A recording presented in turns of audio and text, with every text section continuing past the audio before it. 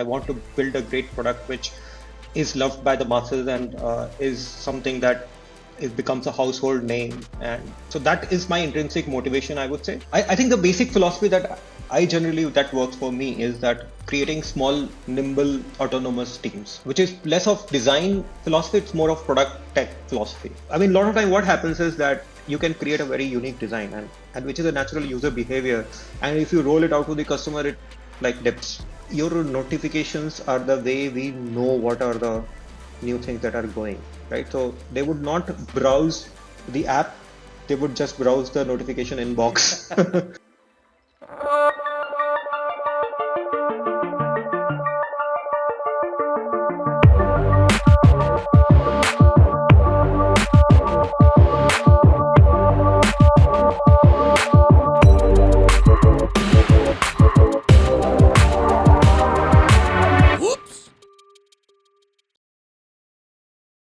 Hey there, welcome to Design Oops with Indiefolio.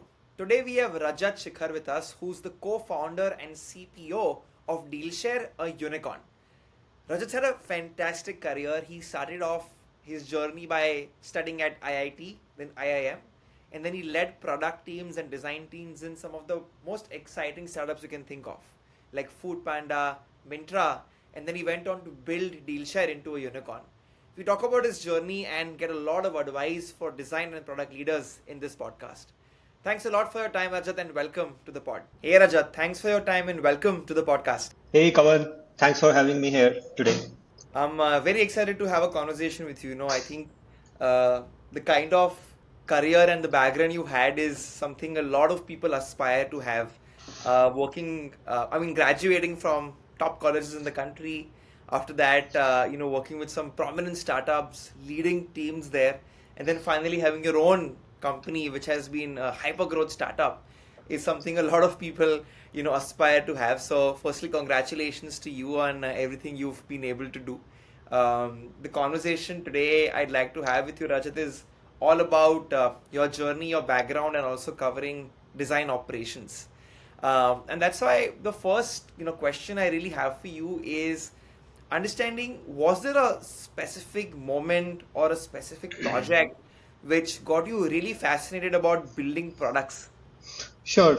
Yeah, I mean, obviously, I mean, I had a very median start, like started as like a typical engineer from an IIT, and I was like not from computer science or that background. I came from civil engineering and then had a very typical IT start in the early part. In that journey, I happened to work for some time in San Jose at eBay. Before that, my understanding of consumer internet was not much. I was mostly working on the banking solutions and all that. So going to San Jose, seeing eBay at work was something which was an eye opener for me because in back in 2006, 7, like there were no startups in India. Uh, there was not even a Flipkart back then. So yeah, so I mean that created an understanding in my head, like okay, consumer internet is a thing, right? Because eBay campus was huge. I always thought that was just a website, but it was like a lot bigger than that. And so yeah, so that was the starting of it, and I wanted to move back to India and start something in internet e-commerce and in that space. And that's when I happened to meet Mukesh Bansal of Mintra, obviously. And like that's when my journey with e-commerce and consumer internet product started. Uh, and Mintra was a great place to begin because I think Mukesh himself was a product guy in his early life, and so I mean I had no clue about this whole space of either consumer internet or product management. So that's where it's all started. That's where my basics started. I think Mintra was one of the like front runner in how design should be for internet for e-commerce, and they definitely had this sense that if you are trying to sell a high touch fashion product, then design plays a very central role, and that's how like a lot of interesting people joined. I learned from like Deepak Menon was the the the CPO slash head of product at that point in time, and so he was like one of the key people. Like I learned a lot in the beginning, So yeah, so I mean that entire phase of I think 1 year between 2006, 7, 8, like I think that time frame was where this whole thing started, and that's how my journey. And like there was no specific moment, but I think at eBay I felt that that moment was that I need to do something in this space and build a product. Fantastic. I want to ask you a question around understanding if product engineering is the right thing for me or not. And the reason I ask you this is because, I talk to a lot of creative people, designers, even marketing folk, and I see so many of them having an engineering background who jumped shipped to product and engineer, who jumped ship from product or engineering, you know. Mhm. So, is it that you were very aware that you wanted to get into engineering and product, or is it that you just happened to, the life just happened to you and you ended up making that as your career choice? See, I think in any like consumer platform, its success is about a lot about its experience. So so motivation for me was to build a great product, and that still remains till this date that I want to build a great product which is loved by the masses and is something that it becomes a household name. And so that is my intrinsic motivation, I would say. But design, product management, engineering is a way to get there, because I mean that is the key ingredient in making sure that you have a scalable performant platform which customers love to come to or use. You've led some super teams, right, in top startups. There was Food Panda, Mintra, a lot of them, and of course now Dealshare. Is there any problem which you loved, which you were able to solve through design and technology, which you'd like to share with us? Sure. So I think if you look at overall internet or e-commerce, I would say, like, and there are a lot of nuances, and I will come to those. But if you look at overall evolution of e-commerce, I think the way we all started was looking towards West, right? The dominant design was Amazon's, and that's how the e-commerce in India started. Like, okay, like whatever, even Flipkart started by selling books, right? So the dominant design always looking west. I think over a period of time, like when the consumers shifted from urban to tier two, tier three, there was a shift in overall how internet was consumed, how Indians consume internet, and I think that's the critical part where, like, important part where, like people who are building things can take note of and build something which is more relevant for Indians. So, so in my journey, I think my early part was based on solving for urban savvy customers who are comfortable with internet. They know how Amazon works, so they know how uh, an e-commerce platform works. They know how payments work, cart works, right? There are so many elements to it, which like as in core, like Indians in a hinterland probably would not know what cart is, right? Because they have not gone to a supermarket. So that basic element difference itself is very different, right? Like what is cart, right? Cart is nothing for like a 10-year, like if you reverted back, like there in tier two, tier threes, there was no carts because there were no supermarkets. So those are the basic nuances which were very different for urban customers versus the tier two, tier three customers. So what has changed, like, and what, uh, and especially in the context of Dealshare, right? When we started Dealshare, it was to serve the masses of India, people who are still new to internet, people who have like completely bypassed that desktop age and directly moved into smartphones, those who are riding the waves of like the geos and all, like they got on the internet, but they have not bought online. They are on WhatsApp, but they have not bought online, right? So those were the customers we were after. And so we started with a very clean slate and with assumptions that we don't know how e-commerce works, right?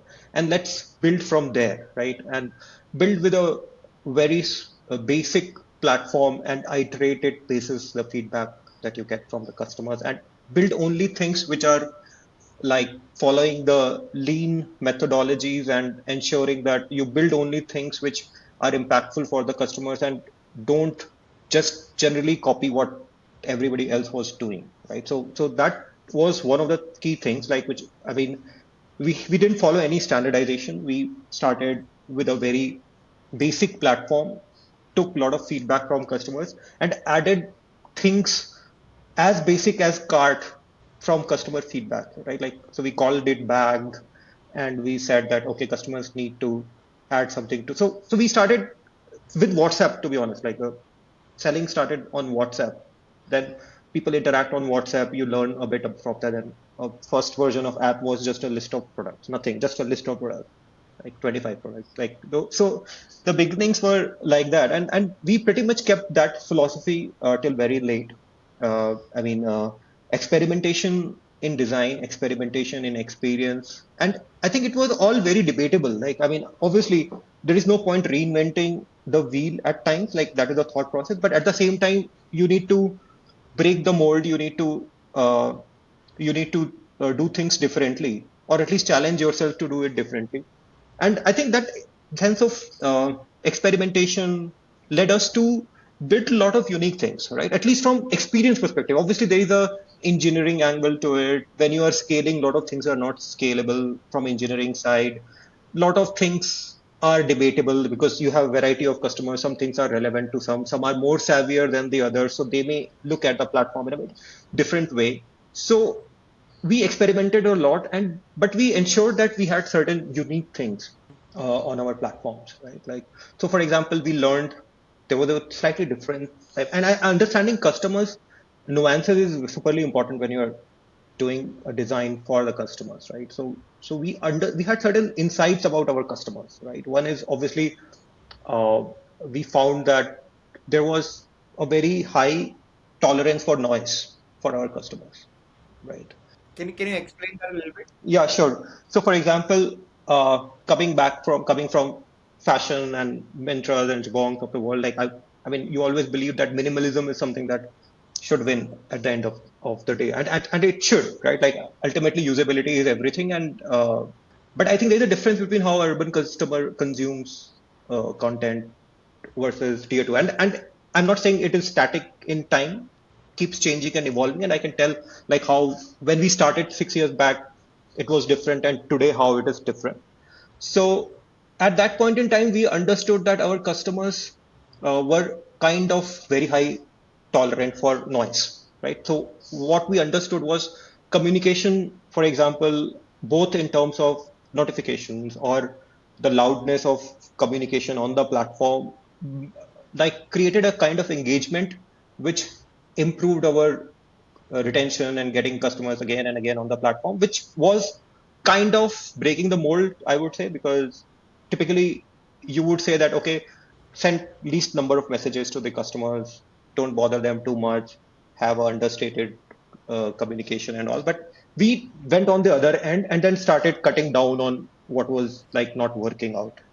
So that's how we the whole thing started, right? Like, see, so we built something things very uniquely, right? Like, for example, we had this full page notification. Like, it just blocks your entire screen. It's not a small thing. It, like, just it can be annoying also, to be honest, for certain user set, but it kind of worked for us. And I think if I look at other companies after us, like, I see that, like, being adopted. Like, a lot of people are doing that today, like that full screen notification where, like, you have just small button to click till the time you have to read the whole thing.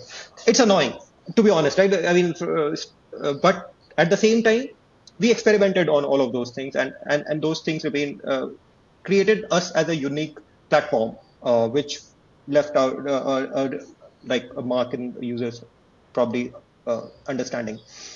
Other things were, like, for example, we had a very unique experience for new users and repeat users, right? Like, typically platforms have similar experiences when you are new on the platform. So we had a hypothesis that assume that the customer doesn't know how to shop online, assume that they don't know what a bag is, what a cart is, what payments are. And so we had a very unique, different experience for a new user. And we even had mechanisms for them to call us if they were not able to figure out. I mean, obviously, it's not. You can do all of these things when your volume is less. Your so you can't do all of these when you scale, but that should not discourage you from going out of the way and understanding what customers want. So, for example, if in the very beginning we had a call button, like, okay, if you are not able to figure out how to buy online, please uh, leave a message for us to call you back.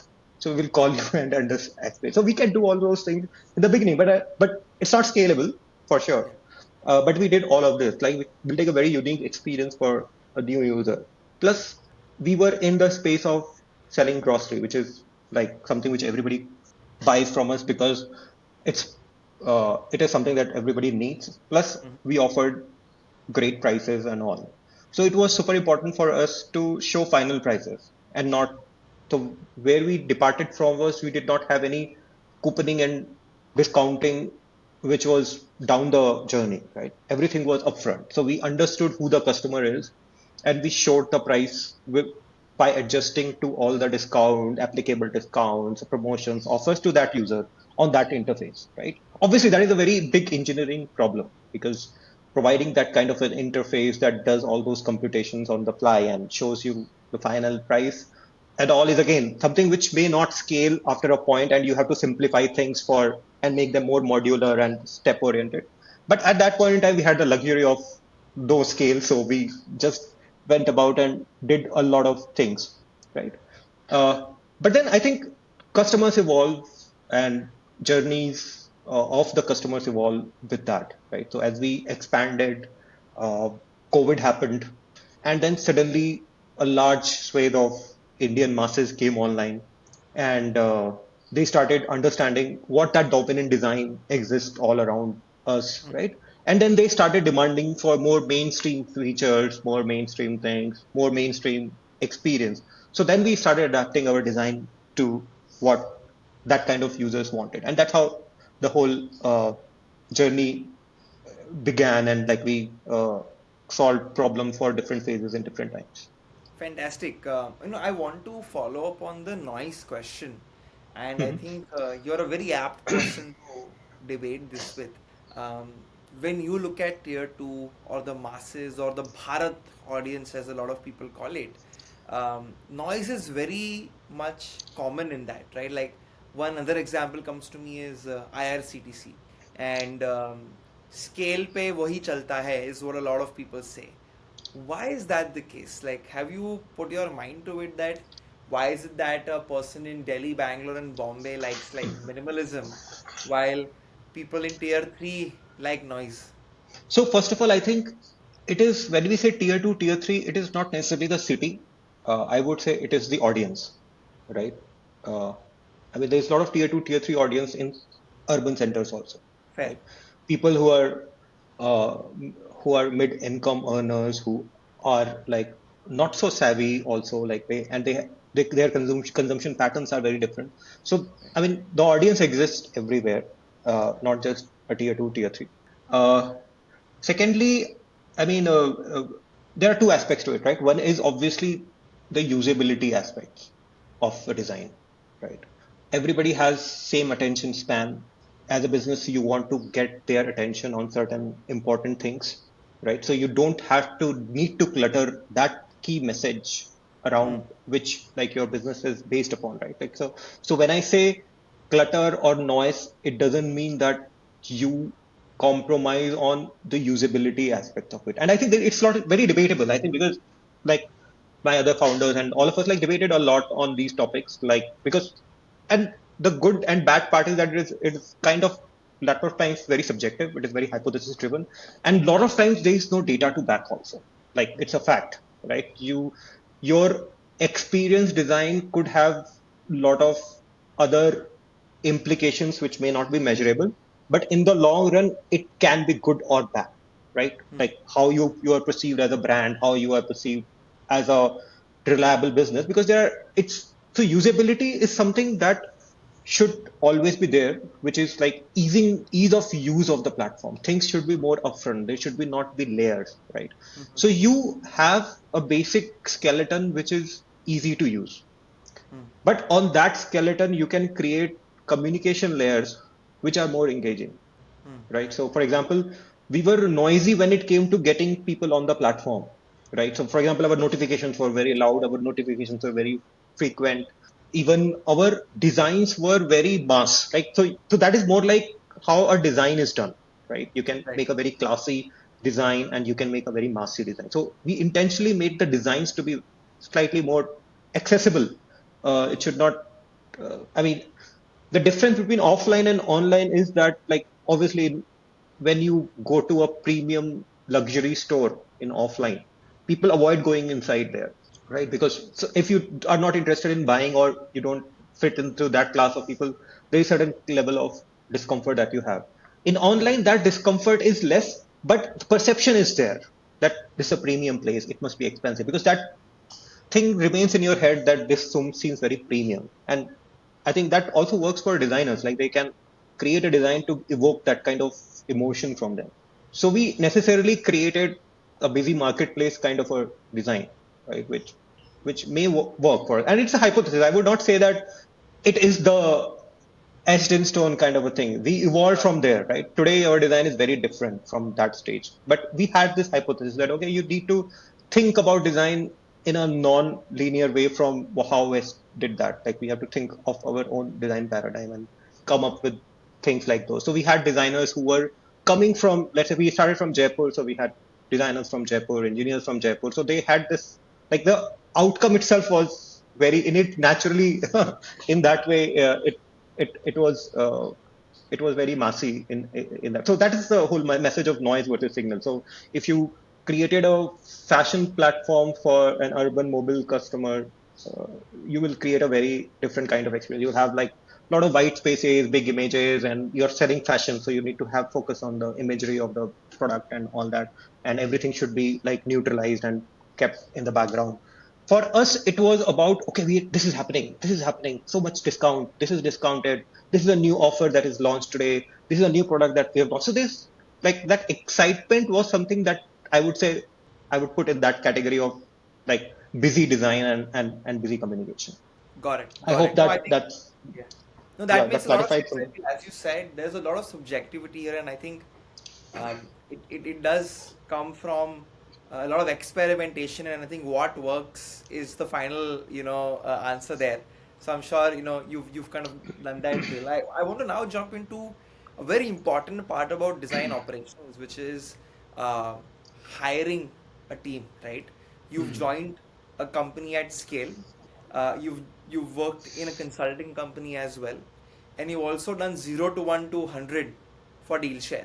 So a lot of design managers, or rather, a lot of designers now are promoted to design managers, and they're tasked to building high performance design and product teams. What's your usual thumb rule when it comes to setting up a great design team? So I think there are a couple of things, right? Like, I think the the part where you are, I think the basic philosophy that I generally that works for me is that creating small, nimble, autonomous teams, right? Which is less of design philosophy, it's more of product tech philosophy, right? Like, you build teams around problems, you build teams around ownership of that problem, and then have a cross-functional team built around it, including a designer, right? So there are certain elements about having a centralized design team, and then there is an element of how do you break it around the problems, and that works better in a startup kind of an ecosystem, because I think there is uh, there is not much time to actually train everyone too much. There is not much time to uh, to have people who are very less experienced or entry level people. So typically, the way it has worked for us is that I would hire a mid senior level uh, design designer to begin with, like, and have a smaller team, more younger people to begin with.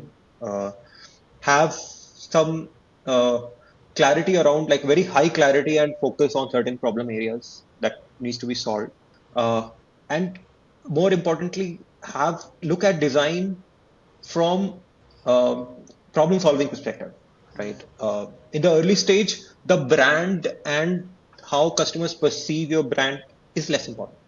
It is whether their problem is being solved, whether the experience is easy to use. So focus on those elements rather than stress too much on the experience to begin with, right? Like, I think so. Taking your product to the market, perfect design is not a solution there. You have to solve a problem for a customer, take feedback from a real customer on the journey, and and get that started from. So in an early stage, you start very minimalistically, have mid-senior team where people are not learning, they know their job from as a designer. They can do research on what is the best way to solve a problem, that particular problem on which they are put, and then what are the different ways of solving that problem from design perspective, and and then maybe once on the hypothesis of what solves best, you can build that design and test it, right? So test with the real users, right? So I think that approach itself takes away a lot of doubt from the process of design.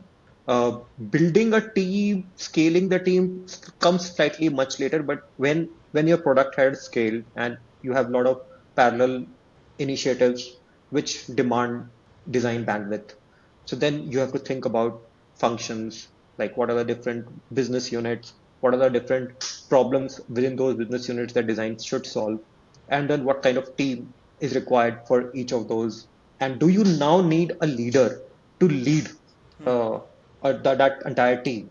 And who that leader should be, what should be the ethos and uh, what that leader brings to the table to the team? Because I think I have had all different kinds of experience on the design side and working with different design leaders. Uh, because, like I said, there there's a lot of subjectivity in how design can be processed, but I think leaders who follow a very strong, very clear process, right? I don't mean a bureaucratic, large, long process, but a clear process which keeps customer at the center, which keeps iterations and experimentation in mind. And what works from product tech context best from a designer perspective is that good understanding of customer behavioral analytics, right? Because ultimately it's a business. Ultimately, it's a funnel, conversion funnel, right? Like a user comes on the platform, engages with your product, does X, Y, Z things, interacts with different elements, and either they have to supposed to click on a button, or click on a checkout, or do some action, which is basically a business metric, right? Like conversion, for example, like every click would have some dollar value, every uh, interaction will have some dollar value. Now, if you keep that lens in mind, the skill set that you need from design team is also analytics, right? Understanding of funnels, understanding the implication of their designs, because if that process is run in isolation, there will always be disconnect, right? So I mean, while building teams and leaders on the design side, those are important aspects that I have been following in terms of there should be there should be like a common empathy between design, product, and engineering. That because the trio can basically make a lot of difference or not, right? Like so it depends. So that's why like I think from skill set perspective, those are important skill set. If you Sure. ask me like how the journey in Dealshare was, it was like on similar lines, like build teams on problem solving and build teams around like autonomous ownership. Both of us have built a lot of things also when we were pretty young, and usually there's a lot of dilemma, you know, founders are in, saying, let's say I have 100 rupees budget. I can hire a design leader, a rock star for 60 rupees and 70 rupees, and the remaining 30 rupees goes into hiring a frugal team which can support them, which will bring in strategy and research skill sets usually. Sometimes people think, nahi yaar, I want to flip it where I need speed and I need execution and we'll learn by failing. So I'll use this 100 rupee budget by spending 10 15 rupees on each designer. And people get very confused. Ki, should I hire a senior person in the start or should I hire like mid senior to junior people in the start? How do you tackle that particular dilemma? So I think it depends on the stance of the org, right? So a lot of time design is treated as a differentiator in experience. A lot of time design is treated as a means of solving something or enabling something, right? And I have very stark examples in front of me. Like, so Vintra was very design led kind of org. So we hired the top talent in design at that back in the day at that point. Uh, and that is not A/B testing is not always the answer between designs, right? So that's what I'm saying. Like it's about the stance. If you think you can stand, you designing a quirky experience which stands in the user's mind, is that your stance, or do you want to design an efficient platform which only wins when it wins on A/B test, right? Hmm. So there are two stands. I'm not saying which one is right and which one is wrong. It is a stance. Like if you have if you want design to play central role in experience, you have to give design breathing room, right? Hmm. It cannot be a black and white A/B test, right? So I mean, a lot of time what happens is that you can create a very unique design and which is a natural user behavior, and if you roll it out to the customer, it like dips, the experience dips, the conversion dips. You have a lot of negative reviews, but it is mostly about a lot of time it is about change management. A lot of time it is about the users are getting adapted to new things. The users wanted something else. They were used to doing it in a different way. Now it is certainly different. So it's mostly a change management thing, and slowly that graph comes back up, and you focus on the micro things like why did the user not see this aspect. So then you can highlight more on that by some minor design tweak. But whenever you do a major design shift, design language shift, there is a and that is where the support from the leaders of the org, belief in the new design, belief in the ethos of the new design, that okay, we are a design led org, so we will change things and some things will break, but we will not give up. We will improve. We'll do macro steps. We'll take macro steps and we will do micro improvements, right? So that is one approach. Or you can have like lot of micro improvements which will not be noticed by the customers, uh, and you eventually transform the platform into something else altogether, right? But that is slightly like, if you're making a very drastic change to experience, you have to take macro steps. I mean, obviously changes are risky, but at the same time, you need to take those chances on that, right? So Fair enough. Fair enough. I have a question around A/B testing along with user feedback. Right? Everybody says ask your customers, test things before you finish a design decision or a product decision.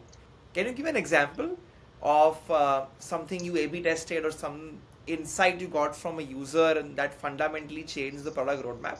see, I think uh, there is a lot of like there are a lot of things which I mean, if I look at my journey overall, like I think there are lot of instances uh, where you get you feel that your customers should be something, but they are actually not consuming it in that way, and they are not behaving in that way that you traditional common sense way, right? Like for example, like I mean, when we conducted a lot of FGDs in last 5 6 years with customers, and all the founders, all the leaders were always glued into the customers, right? So we have WhatsApp groups in which everybody is there, and customers are also writing everything good, bad, ugly, whatever they come up with. A lot of founders also like had numbers, customers had their numbers. So one thing important is that what are the different types of problems that the customers are facing is an important thing, right? To understand, uh, right? So one of the things that we learned from, like one of the things I mentioned to you, right? Like obviously we assumed that the communication should be minimalistic, but it was working the other way. In fact, customers were telling us that your notifications are the way we know what are the new things that are going, right? So they would not browse the app, they would just browse the notification inbox Wow, because we the used to make marketing sure team that must be very happy. so they because we were loud, so all the communication, important worthy communications were already in their inbox, and they did not have to go to the app or start the app and all that. So yeah, so I mean that is one aspect, right? The other aspect where we debated a lot, and didn't we debated, and like I think a lot of these things are conflicting, because for example, new user experience, I mentioned that we had a very unique new user experience. Now new user experience, uh, if you took a stance that new user experience is only about conversion, or it is also about telling the customers in long run what your platform is, or it is just focused on this is your thing, please press this buy now button, right? Hmm. So it's very debatable. But I think, to be honest, like coming from e-commerce, my hypothesis was that you need to give a sense to the customers that you are a platform which is there for a long term, you are reliable, you are trustworthy. So you need to do all these communications, you have to have these signals of trust on the platform and have that. All those things were like taking away from users' need to get to the right product Hmm. and click the buy now. Now there is a conflict, right? I would try to build an experience where there is a trust. But when we tested, what worked was the customers were like customers where we were telling things upfront. This is a product. Click the buy now button. Convert was like much better in terms of conversions, right? To begin, obviously, if you look at prima facie, it may be like that, right? Hmm. But then you can't look at only one session data to understand how the customers perceive your brand, right? Right. It is about how did they do overall, like over a period of time. How frequently did they come? What did they purchase? Right. So what we realized was these customers were primarily deal seekers. They would not buy anything else from us. They would only buy for deals, and they were only Right. focused. Somebody, some relative or family or friend told them, let's go to Dealshare, buy this. This is coming for free or discount or whatever, and they would just come there. They had no long-term association. So design process also kind of creates like a sieve to filter out right kind of customers, right? In short run, data could be very different. In long run, data could be very different, right? Correct. So I mean, having an hypothesis, testing it can surprise you in different ways. Uh, Another thing where we got surprised was on our payment side of things, right? Like we believe that the payment will be very important aspect, and obviously we worked on payment, built payment and all, but adoption on payment end has been low, right? Because massy customers generally, and when you go on the ground, you speak to customers, you understand that a lot of them don't have a bank account. Like while we say a lot of things about uh, digitization and all that, it is true. Like obviously UPI is a definite success story and everybody has UPI today, but still there is a significant number of users who don't have that, or they don't Hmm. like to use it for whatever reason. Like it's very cash a lot of times. So yeah, I mean those are certain areas where uh, there were some new learnings, I would say. Fantastic. I think very very engrossing to kind of hear such real life examples. So thanks for that. I want to now Thanks. jump into something you mentioned earlier on, that design is a differentiator. And again, being very candid with you, in the delivery and quick commerce space, I see design being very similar. In fact, generally in e-commerce, I see a lot of similarity, and people say familiarity builds trust because familiarity equals to safety, you know, which is a principle I see a lot of people abide by. So if I'm building in q-commerce or e-commerce, um, as a designer or as a designer or a product manager, what are some areas which I can differentiate? If you can give me an example of how Dealshare did that, right, to kind of be different from a lot of players in at least some pockets of competition you have, I'd love to know your perspective on that particular point. Yeah. So I think you're right. Like I think there is uh, this is a dominant design for q-commerce, and since everybody is used to it, eventually everything converges there. Like all the platform will look similar, right? Eventually, if that is a thought process that we have to follow. But when every so there is always this what do you call? There will be somebody who will disrupt, right? In an experience. Typically, what happens, and I think those are some of the things which I think are important to as a designer to assimilate, right? Like while there can be a push or a pressure to follow what everybody is doing, and which is making sense from business side, that okay, this problem is a solved problem.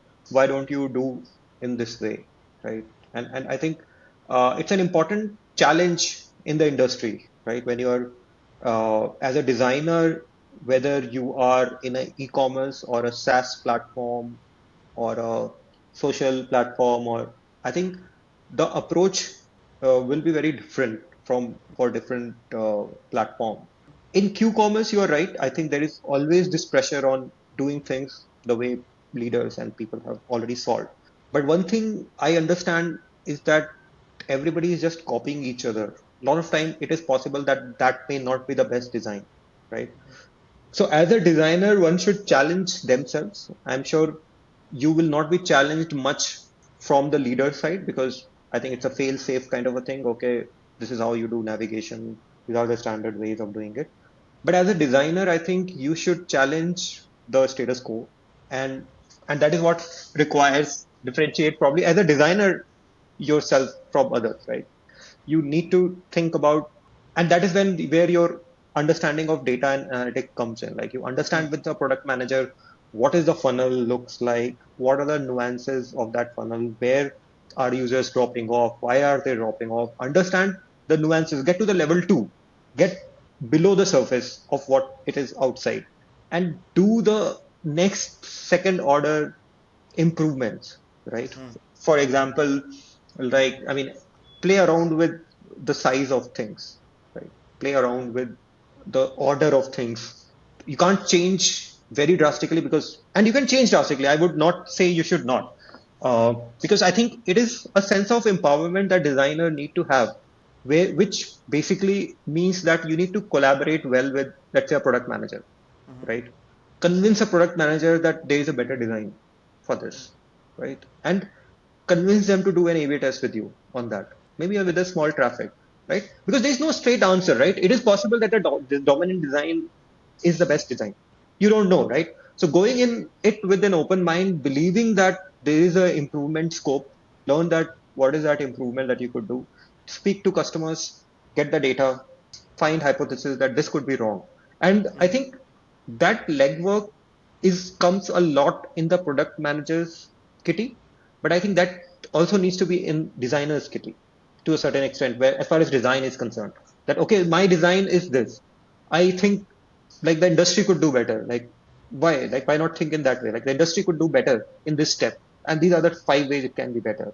And then you collaborate with a product manager to test those hypotheses. And I'm sure any progressive tech org would like embrace this approach.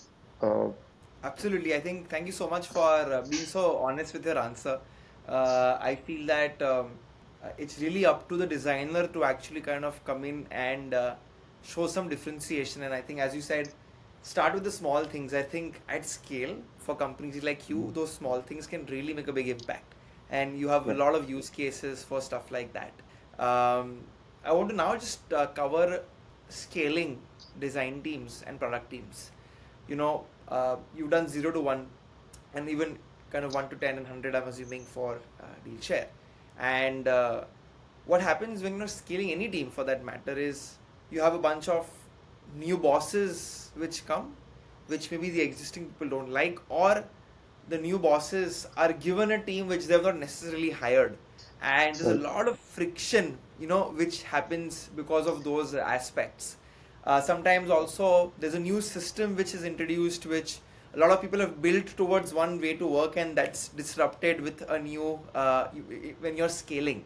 So, what is your advice to solve these problems? How do you scale a team without it kind of being stretched too much and it breaking? Uh, so I think one of the things I would say, I mean, there are different aspects that you mentioned, right? When you are scaling, there are different challenges that come your way, and you need to solve for a bunch of things in that. So I think one of the things that like one of the one of the things is that what kind of uh, processes you have in the org, right? Like what kind of, the second thing is what kind of culture you have in the org, right? Like what does product design tech mean? What role do they play? Right? I think that is important from the perspective of hiring like-minded leaders, right? So if you have a distinct identity as a product tech org, and I'm saying it is very difficult to make, and it is not many orgs are able to do that properly. It's a tough problem, right? How do you project a very strong design product thinking to the outside world, right? Right. So if you create that persona of the design product or outside, it's easier to get that right kind of talent, right kind of people to work with you, right? And typically then the problem that you mentioned about a new leader coming in and taking over, it is primarily cultural differences which happen, right? And it is not just design, right? It happens in engineering, it happens in product, it happens in any other org, right? Like even in sales, right? And if you get a new leader from somewhere, they would like to work with people who they are comfortable with. I mean, obviously, not everybody would aggressively move in that direction, but probably you that discomfort or that phase of adjustment is there everywhere.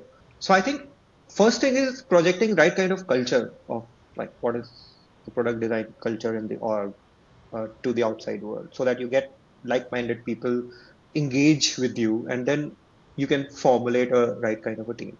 The second aspect is the process side of things, like um, how do you make sure that the processes are scalable? Uh, I'm not too much of a fan of big processes to begin with, right? It needs to be left to people.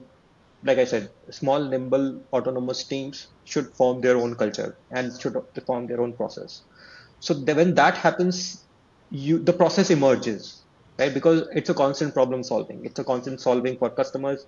It is solving for efficiency. So how a team likes to work together emerges on its own. You don't have to enforce it if the objectives are clear and if they have the freedom to execute on things, right? So one of the things uh, when you are scaling becomes challenging is like standardization, right, of things. Uh, let's say you made like before scaling, you did a humongous redesign and new design language, everything. But the moment a larger team happens to that, like for example, it happens with us, right? Like there are different regions, there are different graphic designers who are working on different regions. At our peak, we were in like 10 states. Every state had different communication, different languages. In Calcutta, it's in Bengali. In Gujarat, it's Gujarati. So it's even not possible to understand like what all is going on, right? Right. So standardization becomes a large challenge. Like how do you have a common understanding of what design language is of the org? What is the leeway you have, right? What is where? So I think the main challenge is that what is the leeway do I have as a designer? What new I can do within? First of all, Sure. what are the boundaries, and what is the how big is the playground?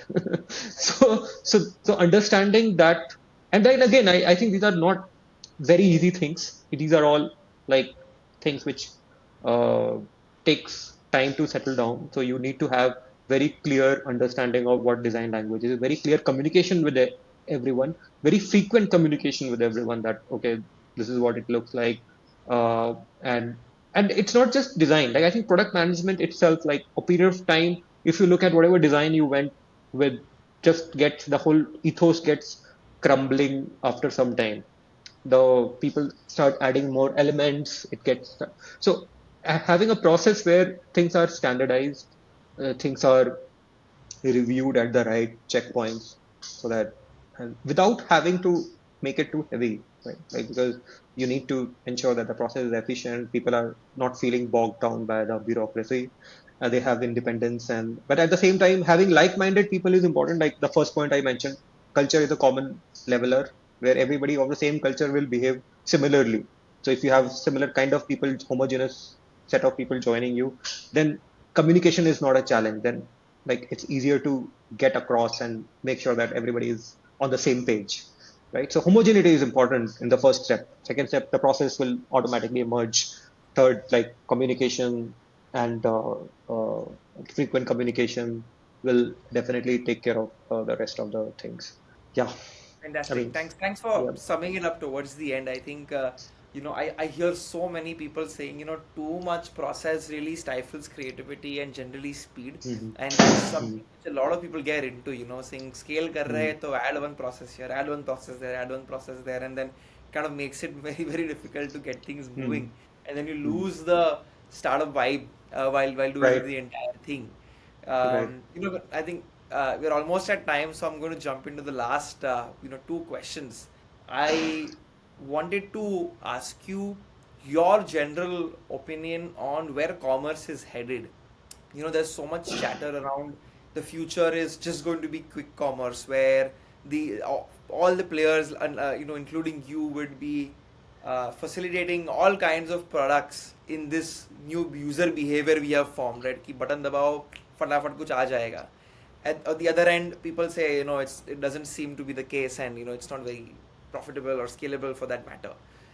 Then you've got also folks like Dipender Goyal very bullishly saying that their business is they're gonna kill their own business, and they're gonna reinvent in their own new thing.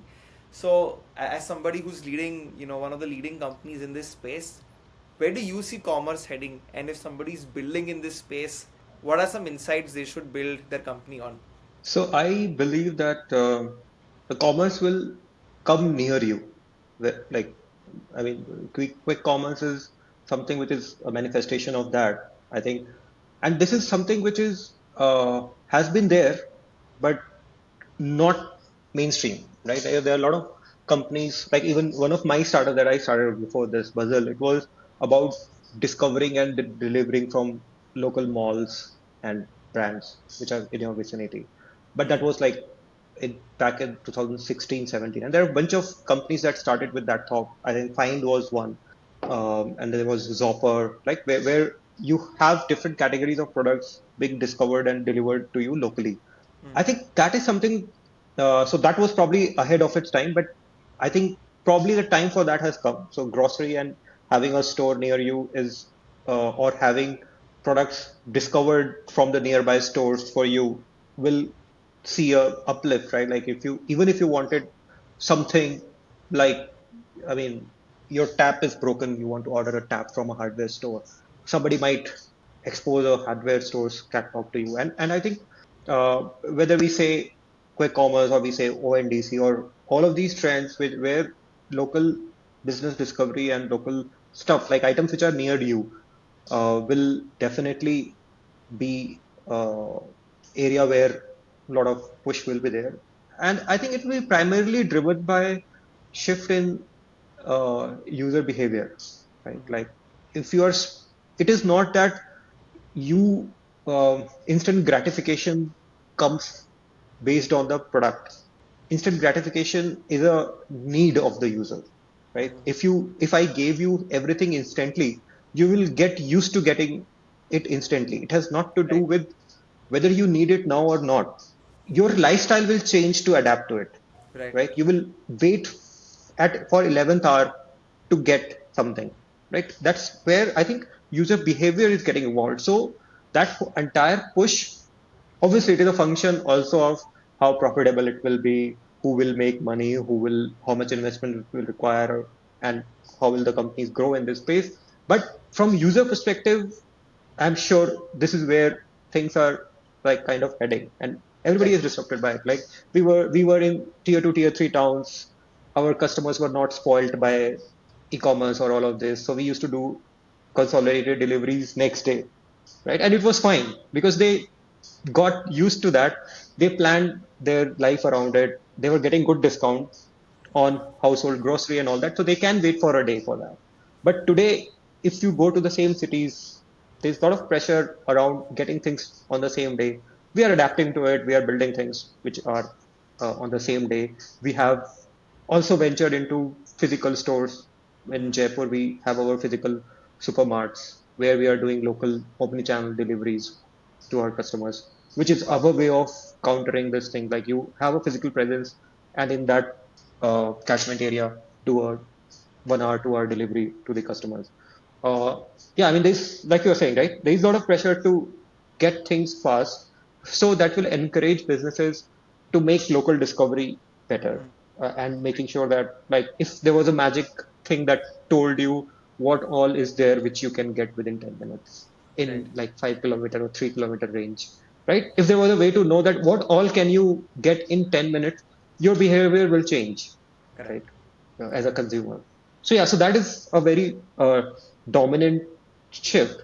What does it mean from product design perspective is that we will, with data and all, we will learn about context of the users better, right? If there is a 2 day delivery, 3 day delivery, the need and the delivery are disconnected. So you cannot predict the need, like from the delivery or from the ordering, right?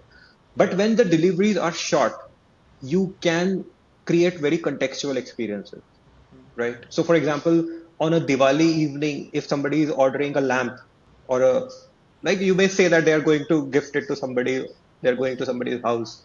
And so that knowledge can transform how you design your interface. It needs to be more malleable to accommodate context, right?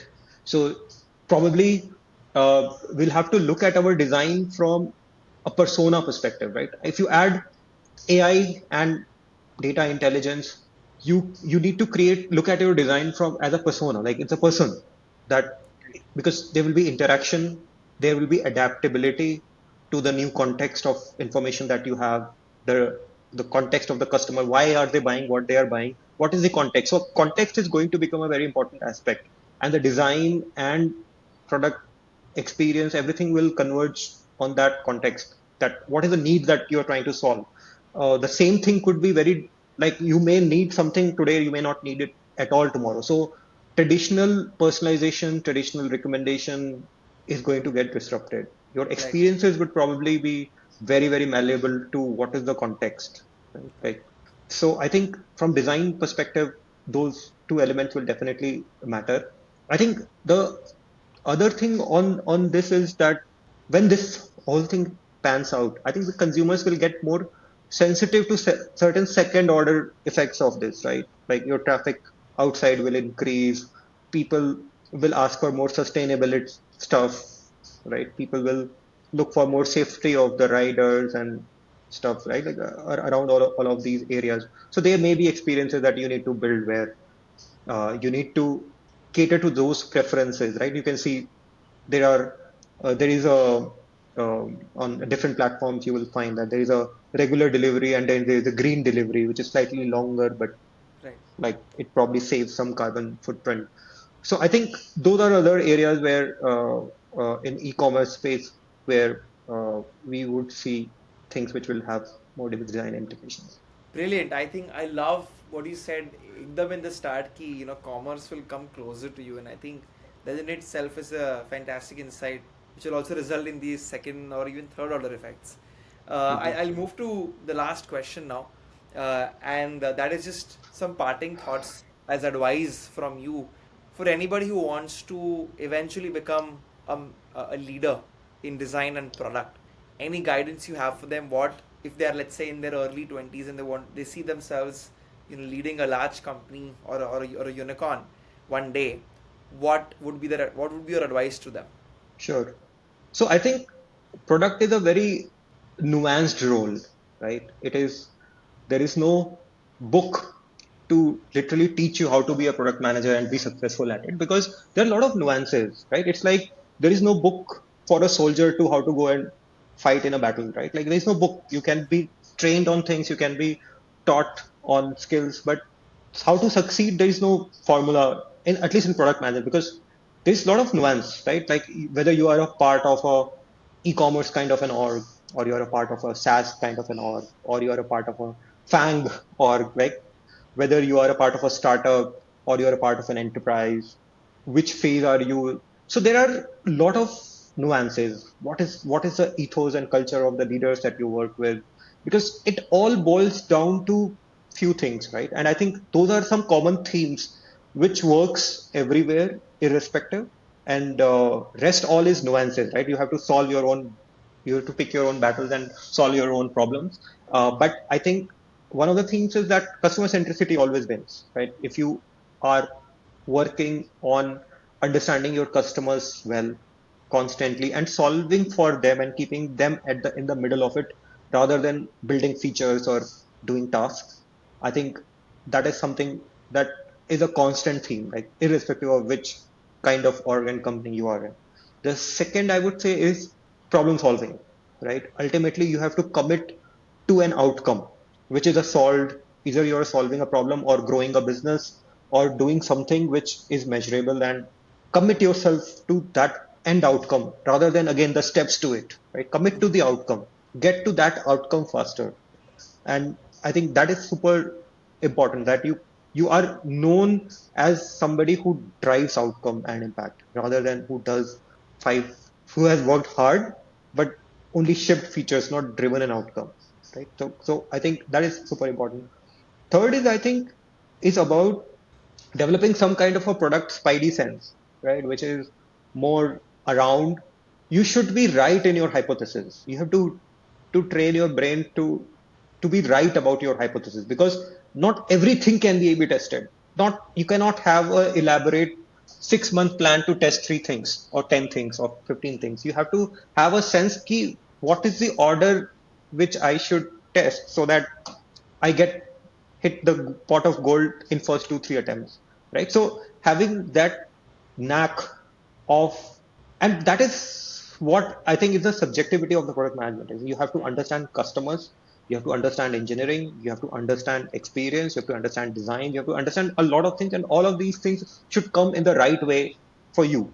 So this is the art part of product and design, right? Like, where you develop that sense, okay, this should work, this should not work, so that you test right thing. You do by testing, but you test right things is a important uh, knack that a product manager generally develops. And the last thing I would say is people, right? It is about understanding people behavior. It is about understanding people dynamics in the org. It is about understanding the motivations of everybody in the thing, right? Like, whether it is your consumers or your business leaders or engineers, and basically collecting everyone towards a common outcome, making sure that uh, you are looked at as somebody who looks like at problems and solves them and aligns people around those objectives. Uh, yeah, I mean, I think the role depends on the individual. Like, I think to what level can they elevate their impact, and that is, I think, the most beautiful thing about product role. That as a product manager, you can create an like immense amount of impact. There is no limit, and hence the growth in the org also has no limit from that perspective. If you are scaling and you're driving impact, then growth in the org, becoming a leader, is not going to be a challenge for you. For leaders, I have couple, like, I think objective things. I think one is obviously, uh, leaders need to understand overall long-term strategic view of the business. How does it translate into the product experience and product strategy? I think that is there. But I think there needs, what works for me as leader is that having being hands-on on things is important, even at a smaller capacity. Like, managing teams becomes boring after time, to be honest. You need to be hands-on on solving problems and working Right. on things. So product leadership is not just about managing product managers and design and and people. It is also about getting your hands dirty, maybe own one part of the problem, drive outcome in that, work closely with. So that also gives you insights upon how does the rest of the org work, like how does engineers work, what are the challenges in the process, right? All those things. So you have to have, like, as a person who has been part of startups, like, that was always there, right? Most of the startups, when you start from zero, you are the only person, right? In Dealshare also, like, probably for a year or so, there was nobody. So yeah, I mean, worked hands-on on things. So even when you become a leader and you have a team, you should not leave that, right? You need to get into details, get into the data, understand the process, and do those things. So yeah, I mean, those are some, you can say, uh, pointers that I would have for folks who are aspiring to be leaders in product. Fantastic, Rajat. I think some brilliant, brilliant advice. I think a lot of people who will tune into this, a lot of them will resonate, and a lot of them can Yeah. use this as playbooks actually to grow. So, thank you so much for going in such specific details. And this marks the end of the podcast. Thank you so much for giving your time to me on a Wednesday morning. I really appreciate that. I hope you had fun on the pod. Absolutely, I had fun, and thanks for having me here. It was good to discuss, like, candidly about my journey. I don't think I have had this kind of a chat on design with anybody, but yeah, I mean, thanks a lot. I'm glad that it was a good time. And for everybody who's tuned in so far, thank you so much to you for tuning in. If you'd like another product leader coming in, do like, share, and subscribe. Our next episode will come out very, very soon.